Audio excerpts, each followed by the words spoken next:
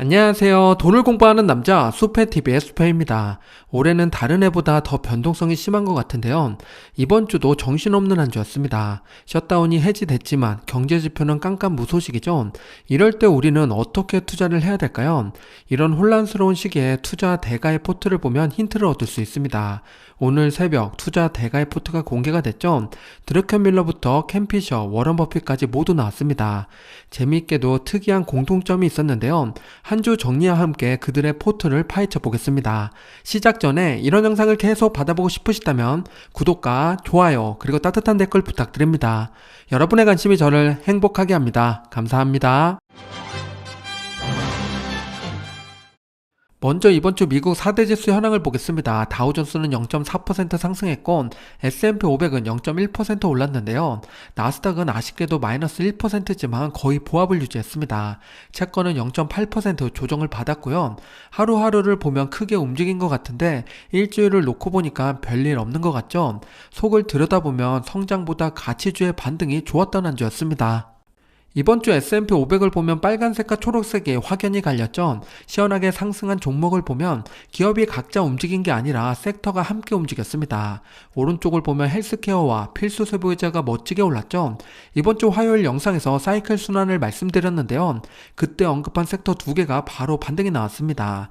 투자 전략이 궁금하신 분들은 오른쪽 위 링크를 참고해 주시고요. 반대로 하락한 기업 두 개만 보면요. 첫 번째는 아마존입니다. 이번 주 4% 가까이 하락이 나왔는데요. 중국에서 아마존을 대상으로 탈세 단속으로 매출 자료를 요청했습니다. 글로벌 쇼핑 플랫폼을 타겟으로 중국에 입점된 기업들에게 압박을 가하고 있는 거죠. 단기적인 조정일 가능성이 높습니다. 두 번째는 바로 아래 테슬라인데요. 5.9% 큰 조정을 받았습니다.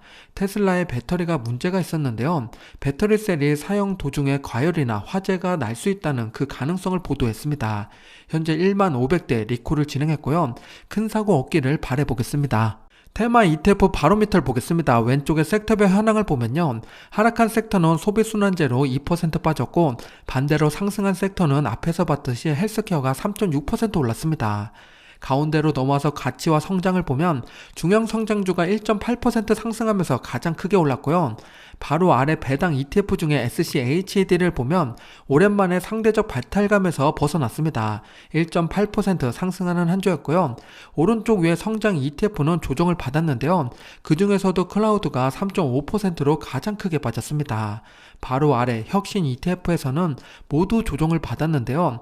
원전도 많이 빠졌는데 비트코인이 더 크게 하락이 나왔습니다. 7.5% 하락하면서 최고점 대비 하락률 25.5%까지 키워졌습니다.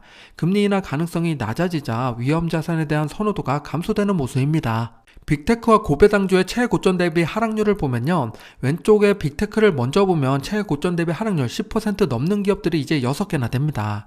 이 중에서 이번 주 하락폭이 큰 기업을 봤더니 메타와 팔란티어였는데요. 지난주에 이어서 이번 주에도 추가 하락이 발생됐습니다. 오른쪽 고배당 종목을 보면 대부분 기업들이 오랜만에 상승하는 모습을 보여줬는데요. 그 중에서 가장 크게 오른 것은 에브비였습니다. 5.4% 오르면서 최고점 대비 하락률 5.1%밖에 남지 않았습니다. 조만간 신고가를 뚫고 올라가기를 기대해 보겠습니다. 빅테크 중에서 하락폭이 가장 큰 메타의 차트를 보면 지난주 금요일에 밑꼬리를 길게 달아서 기대했는데 아쉽게도 하락 추세가 멈추지 않고 있습니다. 씁쓸한데요. 메타의 현재 리스크 중에서 가장 크게 다가오는 것은 과도한 AI 투자로 인한 신용이 불안해진 겁니다.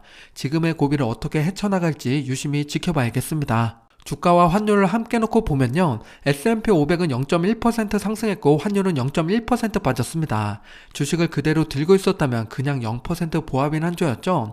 그런데 환율은 장중에 1475원까지 올라갔었습니다. 속은 시끄러웠지만 다행히 계좌는 고요했습니다. 해외 종목 매매 현황을 보겠습니다. 왼쪽에 순매수를 보면 1위가 엔비디아죠. 3,205억 원의 순매수가 들어왔습니다. 그 다음은 테슬라 레버리지 상품이 2위를 차지했는데 1,997억 원의 순매수였고요. 3위를 보면 SOXL 반도체 레버리지 상품이 차지했는데요.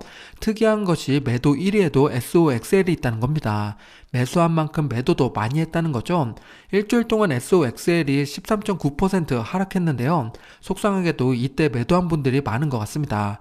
그리고 밑으로 내려가다 보면 매수에는 없는데 매도에만 팔란티어가 있습니다. 갑작스러운 하락에 매도한 투자자가 많았습니다. 순매수 1위를 차지한 엔비디아 차트를 보겠습니다. 이번 주 조정을 받았지만 채널 안에서 움직이고 있죠. 아주 건강하게 우상향하고 있습니다. 중요한 건 11월 19일에 있는 실적 발표죠. 이때 중요하게 봐야 될 포인트는 다음과 같습니다. 이 중에서 가장 중요한 건 역시 성장세가 계속되는 거겠죠. 가이던스도 함께 봐야 됩니다. 이날 AI 테마 전체가 함께 움직일 텐데요. 기대하며 지켜봐야겠습니다. 빠른 소식은 아침 커뮤니티 뉴스로 말씀드릴게요. 구독과 알람 설정 해놓으시면 빠르게 받아보실 수 있습니다. 다음으로 매도 탑10에만 있었던 팔란티어의 차트를 보겠습니다.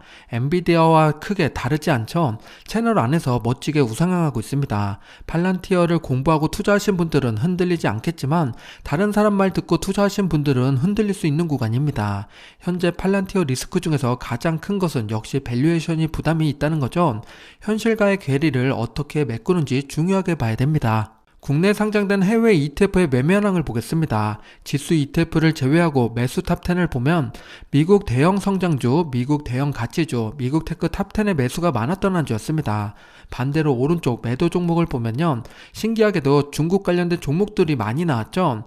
테마는 전기차, 로보, 바이오, 테크 다양했습니다. 미국 투자를 위해서 중국을 매도한 걸까요? 중국 증시를 보면 잘 버티고 있는데 특이한 모습입니다. 매수 종목 2위를 차지한 에이스 미국 대형 성장 액티브를 보겠습니다. 미국 대형 성장주의 비중이 큰 걸 알 수 있는데요. 얼핏 보면 나스닥백과 비슷하지만 성장에 더 포커스 맞춰진 걸 알 수 있습니다. 투자에 참고해 주시기 바랍니다. 오늘 새벽 버핏과 함께 드러켄밀러의 포트도 공개가 됐습니다. 성향이 다른 3명의 투자 대가를 비교해 볼게요.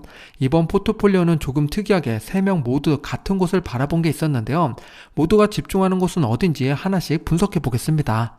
첫 번째는 당연히 버핏부터 봐야겠죠. 구글에 투자를 했는데 과연 언제 얼마를 매수했는지, 그리고 추가로 매수한 기업은 어딘지, 반대로 매도한 기업은 어딘지 궁금한데요. 혼란스러운 2025년 하반기 버핏의 생각을 엿보는 시간을 가져보겠습니다. 우선 버핏이 투자하고 있는 기업 수를 먼저 점검해 보면요. 총 42개의 기업에 투자하고 있고 이번 3분기에 7개의 기업을 추가 매수하고 6개의 기업을 매도했습니다. 자산 변화를 보면 지난 분기보다 자산 규모가 꽤 많이 늘어났죠. 현금을 사용하지 않았는데도 수익이 증가해서 발생된 차익입니다. 실제로 3.14% 비중을 축소했고요. 그러는 와중에 추가 매수한 종목이 7개 있었고 그 중에 하나가 신규 매수입니다. 그게 바로 구글인 거죠. 반대로 전량 매도한 종목도 있었는데요.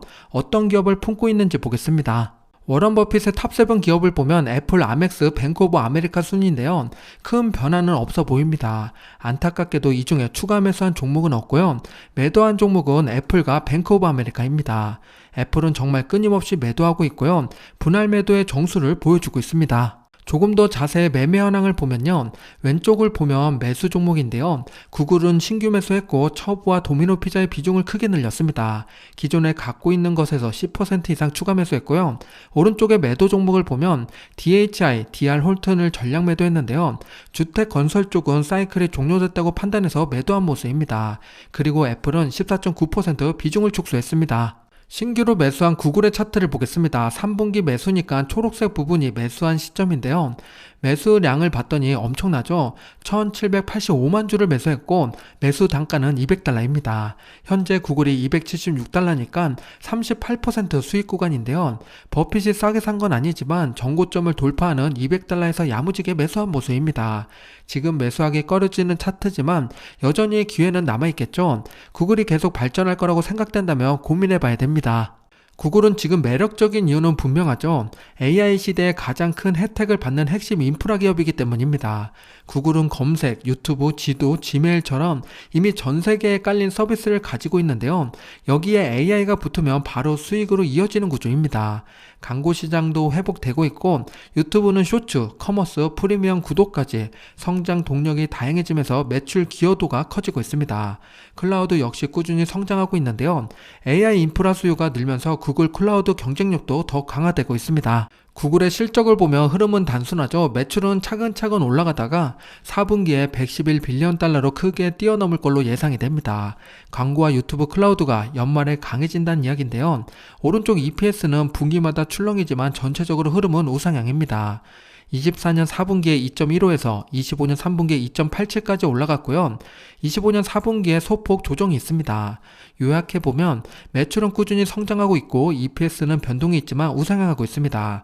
구글의 핵심 사업이 여전히 탄탄하다는 걸 보여주는 모습입니다. 워런 버핏이 추가 매수한 종목 중에서 가장 크게 담은 건 처부죠. 매수한 시점을 보면 초록색 구간입니다. 429만 주를 추가 매수했는데요. 주가가 270달러대로 내려왔을 때 매수를 진행했습니다. 현재 295달러까지 다시 올라왔는데요. 이 정도면 추가 매수도 잘한 거죠. 대단합니다. 처부라는 기업을 모르는 분들도 계실 것 같은데요. 잠깐 소개드리겠습니다. 버핏은 보험회사를 좋아하죠. 처부는 글로벌 손해보험회사입니다. 보험은 일단 돈을 먼저 받고 나중에 보상을 해주는 구조죠. 그래서 보험사가 안정적으로 성장하면 현금이 쌓이는 구조입니다. 그 돈을 다시 투자해서 복리 효과를 누리고 있는데요. 처부는 전세계 법인 고객 비중이 높고 재보험 구조가 탄탄해서 불황에도 실적이 크게 흔들리지 않습니다. 무엇보다 손해율 관리가 뛰어나서 매년 안정적인 이익을 만들고 있는데요. 버핏이 이 회사를 늘렸다는 건 리스크 대비 수익이 나온다는 확신이 있다는 뜻이겠죠. 장기 투자자라면 함께 볼만한 기업입니다. 처부의 실적을 보면 흐름이 아주 뚜렷하죠. 매출은 24년 4분기부터 올해 3분기까지 꾸준히 상승했습니다. 그리고 4분기 전망을 보면 좀 주춤할 걸로 보이는데요. 보수적인 선택일 수 있으니까 지켜봐야 될 포인트입니다. 그리고 오른쪽에 EPS를 보면요. 올해 1분기에 좀 주춤하는가 싶더니 2분기, 3분기에 7.35, 7.49로 올라왔습니다. 그리고 4분기 전망치도 그리 나쁘지가 않죠. 전반적으로 매출과 이익이 흔들려도 다시 올라오는 구조입니다. 버핏이 믿고 비중을 늘리는 이유가 여기에 있는 거죠. 참고하시기 바랍니다. 반대로 버핏이 매도한 애플의 차트를 보겠습니다. 버핏은 애플을 2020년부터 꾸준히 매도하고 있는데요. 매도 시점을 표시해보면 작년부터 상당히 공격적으로 매도했습니다. 2024년에는 1, 2, 3분기 매도를 했고 4분기는 쉬어갔는데요. 올해 봤더니 여전히 1, 2, 3분기 매도를 진행했습니다. 이번에도 4분기에 쉬어갈까요? 애플 비중이 50% 넘었었는데 어느새 22.7%까지 내려왔습니다. 이제 공격적으로 비중을 줄일 타이밍은 아닌 듯한데요. 2년째 애플 주식보다 현금을 선택한 버핏입니다. 워런 버핏의 3분기 포트폴리오 핵심을 요약하면 다음과 같습니다. 이 중에서 눈에 띄는 건 역시 구글 매수죠. 게다가 처부와 도미노 피자를 추가 매수했는데요. 위기를 준비하는 워런 버핏입니다. 다음으로 긍정 투자자 캠피셔를 보겠습니다. 캠피셔는 늘 시장을 감정이 아니라 데이터로 보라고 강조하고 있는데요. 특히 사람들이 두려워할 때 기회가 온다는 이야기를 주로 합니다. 이번 주에 그가 AI 관련해서 이야기한 게 있는데요. 버블이란 단어가 너무 흔해졌다고 비판하고 있습니다. 진짜 버블일 때는 아무도 버블이란 말을 하지 않는다고 하는데요. 들어보니까 맞는 말 같습니다. 그런 그가 3분기에 어떤 매매를 했는지 자세히 보겠습니다. 캠피셔가 보유하고 있는 종목은 총 1094개입니다. 운영하고 있는 펀드가 크다 보니까 종목도 많은데요. 3분기 매매 현황을 보면 558개 종목을 매수하고 504개 종목을 매도했습니다. 수량을 줄이는 것보다 늘리는 게 더 많죠. 게다가 신규로 매수한 게 108개나 되는데요. 비중을 계속 늘리다 보니까 자산도 꽤 많이 증가했죠. 그리고 현금화하지 않고 캠피셔는 현금을 계속 투입하고 있습니다. 이번 분기에도 1.89% 더 늘렸습니다. 캠피셔의 탑7 종목을 보면 7개 중에 5개가 빅테크입니다. 순위는 엔비디아, 애플, 마소, 구글, 아마존 순위인데요. 시총 크기와 비중이 비슷한 걸 알 수 있죠. 이번 분기에 추가 매수한 종목이 무엇인가 봤더니 빅테크 5개 모두 다 추가 매수했습니다. 심지어 IEF 중기채권도 추가 매수했는데요. 반대로 매도한 종목은 1개밖에 없습니다. VC IT ETF죠. 이 종목은 회사채를 모아둔 ETF인데요. 왜 매도했을까요? 바로 뒤에서 조금 더 자세히 살펴보겠습니다. 캠피셔가 투자하고 있는 종목 중에서 탑100 기준으로 매수와 매도 비중을 놓고 높은 순으로 나열하면 다음과 같습니다. 재미난 것은 국채 IEF는 비중을 52% 늘렸는데 회사채 VC IT는 21% 줄였죠. 해석을 해보면요. 신용위험이 있는 회사채 비중을 조금 덜어내고 안전자산 성격이 큰 미국 국채 비중을 늘렸다고 보시면 됩니다. 금리 인하 기대랑 경기도나 가능성을 의식하고 재배분한 모습입니다. 비중을 크게 늘린 중기채권 IEF 차트를 보면요. 3분기에 3천만 주를 매수했습니다. 꽤 많은 양이지만 ETF라서 주가에는 영향을 주지 않고요. 현재 기준으로 IEF는 3.75% 배당을 주고 있습니다. 캠피셔도 위기를 대비하는 모습입니다. 채권의 방향을 결정짓는 12월 FOMC 전망을 보면요. 금리 인하 가능성이 54.2%로 여전히 높습니다. 하지만 이게 90%에서 50%까지 내려왔기 때문에 사람들은 불안해하는 거죠. 심지어 실업률이 발표되지 않는 지금 방향을 못 잡고 있습니다. 주식뿐만 아니라 채권 시장도 혼돈의 시간입니다. 그리고 캠피셔마저도 구글을 추가 매수했는데요. 3분기에 84만 주를 더 담았습니다. 원래 캠피셔는 대부분 자산을 꾸준히 매입하는 스타일인데요. 이번 구글 매수가 특별한 건 매수 비중이 가장 높은 종목이 구글이었기 때문입니다. 애플과 엔비디아보다 더 많이 매수를 한 거죠. 버핏처럼 상대적으로 저렴하다고 생각해서 들어왔다고 보시면 됩니다. 캠피셔의 3분기 포트폴리오 변화를 요약해보면 다음과 같습니다. 이 중에서 제가 의미있게 봤던 건 두 개인데요. 빅테크 기업의 비중을 여전히 확대하고 있는 것과 반대 자산이라고 할 수 있는 국채 ETF를 대량으로 매수한 겁니다. 요즘 다양한 곳에서 양극화가 심해지고 있는데요. 캠피셔의 투자도 양쪽 끝단을 투자하는 모습입니다. 추가로 이번 인터뷰에서 캠피셔가 버블에 대해서 이야기한 내용이 있는데요. 과거 진짜 버블의 특징을 말해줬습니다. 이번에도 이런 현상들이 일어나면 버블일 가능성이 높겠죠. 4가지 포인트를 함께 정리해보겠습니다. 첫 번째는 사회 전체에 흐르는 큰 규모의 버블이 형성된다고 합니다. 지금은 종목 하나, 섹터 하나가 움직이는 추세라서 버블이라고 하기엔 좀 애매하죠. 두 번째는 IPO와 신규 회사가 폭증한다고 합니다. 수익도 없고 비즈니스 모델도 약한 회사들이 대량으로 상장한다고 하는데요. 현재 IPO 관련된 ETF가 힘이 없는 걸 보니까 아직은 그 단계까지 가지 못한 듯합니다. 세 번째는 돈이 수익이 없는 기업에게 끝없이 공급된다고 하는데요. 현재 수익이 없는 원전과 양자 컴퓨팅 쪽으로 돈이 몰리고 있긴 합니다. 글로벌 자산으로 보면 아직은 그렇게 큰 금액은 아닌 거죠. 마지막 네 번째는 사람들이 버블을 말하지 않는다고 합니다. 다들 버블을 이야기해서 아닌 것 같지만 AI를 냉정하게 보면 현재 그런 현상이 조금 나타나고 있습니다. 이번에는 다르다는 이야기가 여기저기서 들리고 있죠. 현재는 버블의 고점은 아니어도 초입은 지난 듯합니다. 다음 투자 대가는 거시 투자자 드러켄밀러입니다. 드러켄밀러는 짧은 기간의 성과가 아니라 30년 넘게 단 한 번도 손실을 내지 않는 기록으로 유명한데요. 그는 거시경제 흐름을 크게 보고 확신이 생기면 집중 투자하는 스타일입니다.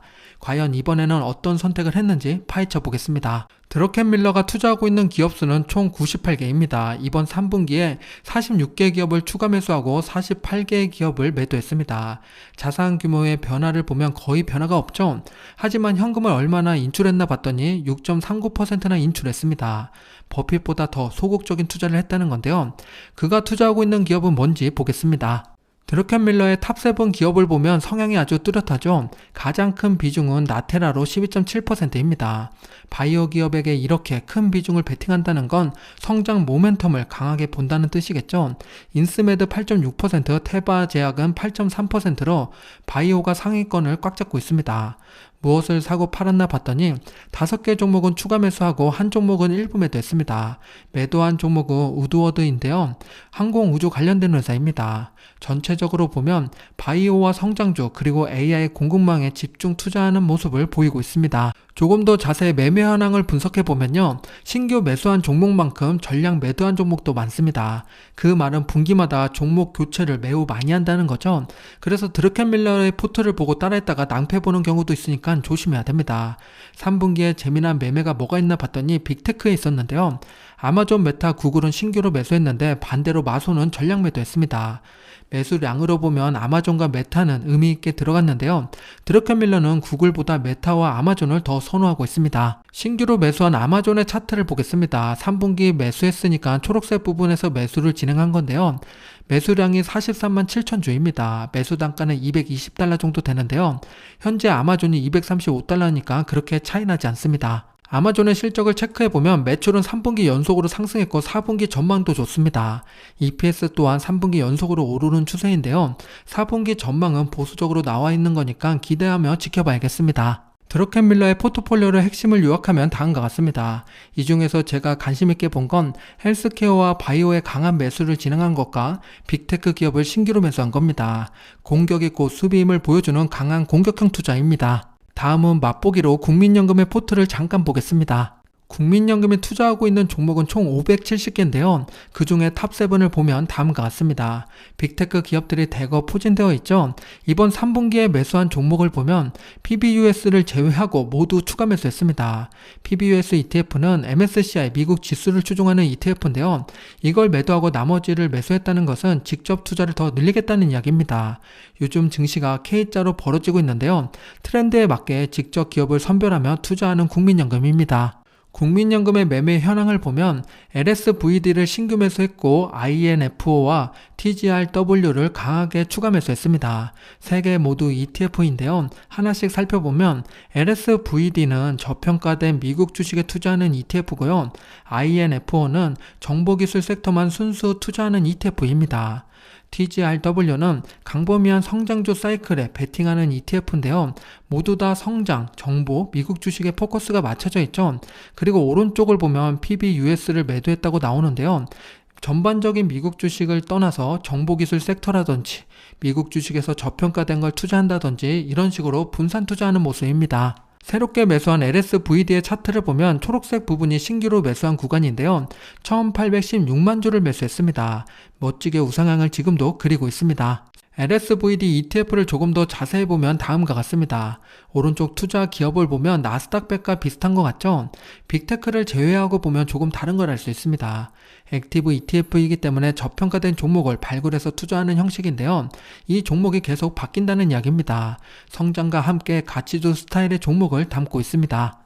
지금까지 투자대가의 포트를 자세히 분석해봤습니다. 정리를 해보면요. 드러켄밀러는 바이오와 테크에 힘을 싣는 모습이었고 캠피셔는 빅테크를 꾸준히 투자하고 있지만 중기채권도 의미있게 담았습니다. 양 끝단을 모두 매수하는 모습이었고요. 워런 버핏은 이제 나도 AI에 투자한다고 밝힌 거나 마찬가지입니다. 구글을 포트폴리오 탑10에 올렸고요. 버핏의 투자 스타일상 한번 매수하고 멈추기보다는 분할 매수를 꾸준히 할 걸로 보입니다. 애플에서 구글로 갈아타고 있는 버핏입니다. 마지막으로 투자 대가 중에 한 명 마이클 버리의 이야기를 전해드립니다. 이번에 운용사를 접겠다고 선언했는데요. 매번 AI 거품이라고 이야기하면서 숏배팅을 했었는데 양치기 소년이 되어버렸습니다. 언젠간 버블이 오겠지만 항상 그날인 것처럼 투자하면 안 되겠죠. 투자에서 심리가 참 중요한데요. 긍정적인 마음도 필요한 것 같습니다. 다음 주 배당 기업을 보겠습니다. 11월 17일부터 28일까지인데요. 쉐브론, 에퀴닉스, 마소, S&P 글로벌, 존슨앤존슨이 있습니다. 배당 투자자분들은 참고해 주시기 바랍니다. 다음 주 주요 일정을 보겠습니다. 가장 중요한 날은 19일이죠. 엔비디아 실적 발표가 있습니다. 그날 젠슨왕이 어떻게 이야기하느냐에 따라서 미국의 AI 테마가 움직이는 건 물론이고 한국의 삼성과 SK 하이닉스도 함께 움직일 겁니다. 촉각을 곤두세우고 봐야겠습니다. 오늘은 캠피셔의 명언을 공유드리겠습니다. 가장 큰 위험은 시장이 아니라 투자자의 감정이다. 내 감정을 잘 컨트롤하는 투자자가 되어야겠습니다. 잠깐 이벤트 보고 올게요. 적립식 투자를 하고 있는 우리에게 좋은 이벤트가 있어서 소개드립니다. 삼성 자산운용 코덱스 ETF의 미국 대표 지수를 매수 인증하면 경품을 주는 이벤트를 진행하고 있는데요. 두 상품 중 하나라도 한 주 이상 매수하면 됩니다. 정말 쉽죠? 게다가 이번 이벤트는 일회성으로 끝나지 않고 5개월 동안 매달 참여할 수 있습니다. 미국 대표지수 ETF로 미국 주식을 시작하시는 분들이나 수페 챌린지로 꾸준히 모아가시는 분들이 참여하면 좋겠네요. 장기 투자와 경품 혜택을 동시에 챙길 수 있는 기회입니다. 경품으로 배달의 민족 상품권 3만원권을 드리는데요. 월 200명씩 내년 1월까지 총 1000명이 당첨되는 이벤트입니다. 5번의 기회가 있으니 확률이 더 높겠죠? 우리 구독자분들이 꼭 당첨되기를 기대해 보겠습니다. 참여 방법은 아래 고정 댓글을 확인해 주세요. 오늘 영상이 마음에 드셨다면 구독과 좋아요 부탁드립니다. 즐거운 주말 행복한 시간 보내세요.